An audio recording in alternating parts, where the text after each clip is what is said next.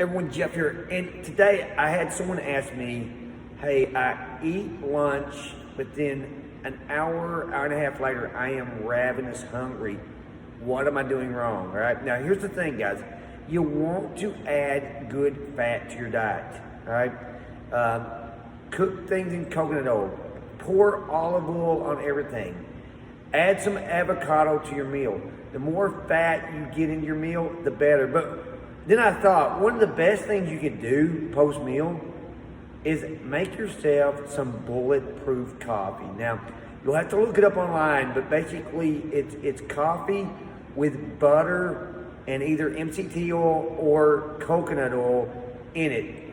And it gives you a lot of fat, and if you've ever drank coffee after a meal, it makes you feel full longer, all right? There's some advice for you if you're struggling with wanting to eat something, an hour, hour and a half after a meal.